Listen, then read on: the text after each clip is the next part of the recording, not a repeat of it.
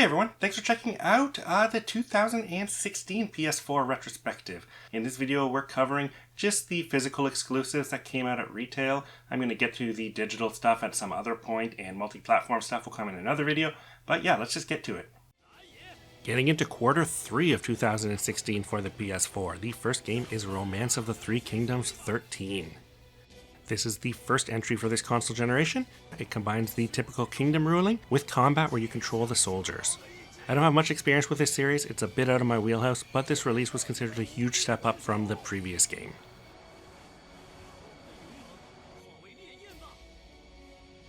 Next up is Assault Suit Lenos. This is a 2.5D remake of the Genesis title that was released as Target Earth in North America, and I think recently had a re-release of that through various limited publishers. The game is a fast-paced run-and-gun where you control a mech through stages taking out enemies with your customizable weapon layouts. There are over a dozen weapons in the game that you can equip, as well as a shield that deflects incoming fire. Overall, a fun, tough, classic experience and a good remake of a solid title.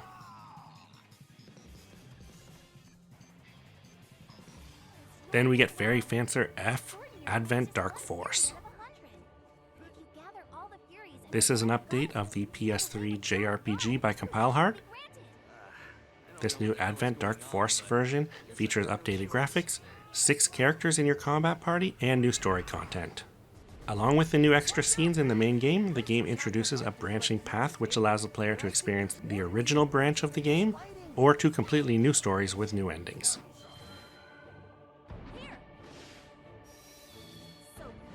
Then Galgun Double Peace.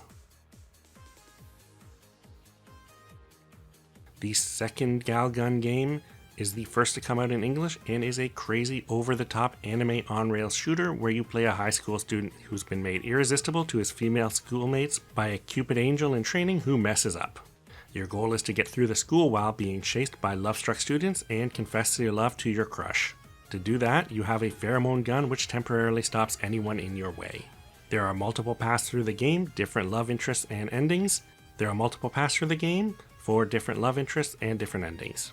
Overall, it's an insane experience, though a bit less interesting since it doesn't have the motion controller support the original PS3 game did. That only came out in Japan though. We did a review of that if you want to go dig that out of the archive. But yeah, this is a weird game. Definitely questionable content, but still pretty fun.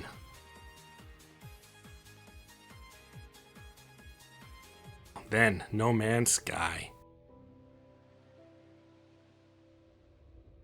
This is a massive procedurally generated universe where you explore different planets. It has mining, combat, survival, space battles, trade, and the main goal was trying to get to the center of the universe and be one of the first players who saw what was there. Now this game has a pretty big following right now. It keeps getting updated. Every update is better and adds more content to the game. But at the time of its release, there was all kinds of drama surrounding it. The original source code was lost and the creators had to start all over. The game that they delivered was just a shell of what they promised, and they really got called out for delivering, such a toned-down experience compared to what players expected for the game. It's one of the few cases where the developer made up for that over time, but yeah, it's you can't mention the launch of this game without mentioning all of that.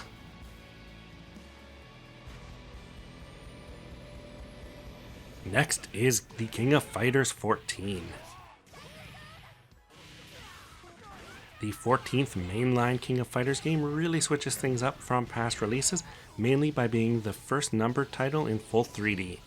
It's pretty surprising that it took that long for this, because their spin-off, King of Fighters Maximum Impact, which was released over a decade before this, proved the series works well in 3D.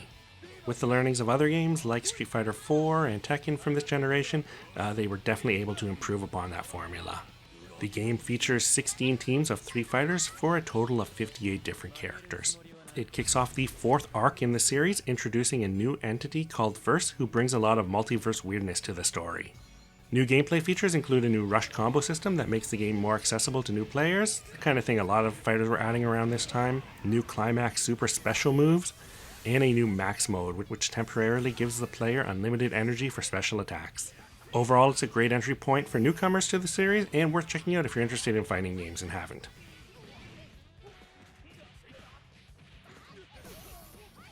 God Eater 2 Rage Burst is next, an update to the Japan-only God Eater 2 portable release. This is an action RPG inspired by Monster Hunter where the player takes on various missions while playing as a new type God Eater. Your job is to take down monsters called the Aragami in over 100 missions. The game can be played solo, but like Monster Hunter, the experience is really enhanced for co-op play. Coming from the first game, this game adds new weapon skills, a blood art weapon augmentation system, and 4 new weapons: the boost hammer, charge spear, the variant scythe, and the shotgun. This Rage Burst version features all the content from God Eater 2, which takes place 3 years after the first game, where a red rain pandemic is affecting the world. It also includes a new story that takes place after that. It's worth noting that the Day 1 version of this game included a digital code for God Eater Resurrection, which was an update of the first game, though yeah, only digital.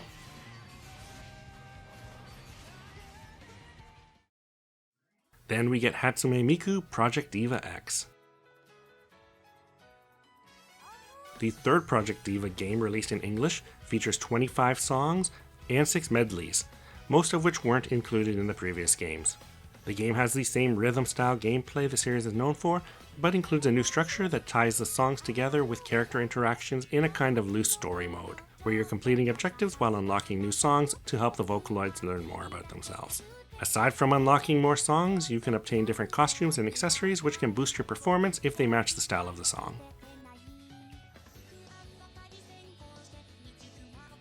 Then we got some new hardware releases, the PS4 Pro and Slim versions. Yeah, the Slim is just a smaller version of the PS4. It's redesigned to be, just a little different, but it's a good deal smaller. The high-end version, called the PlayStation 4 Pro, featured an upgraded GPU and a higher CPU clock rate, and supported enhanced performance and 4K resolution in some games.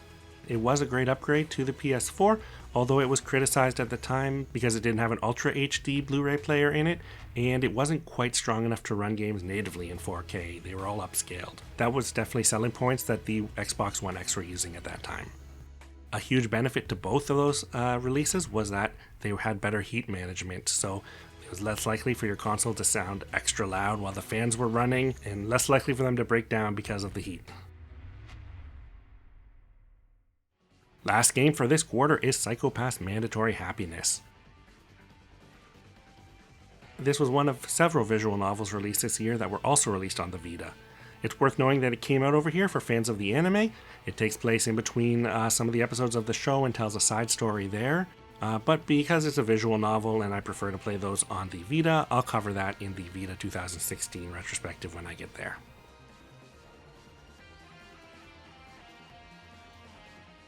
Thanks for checking out this retrospective, and I hope you guys discovered some new games to check out.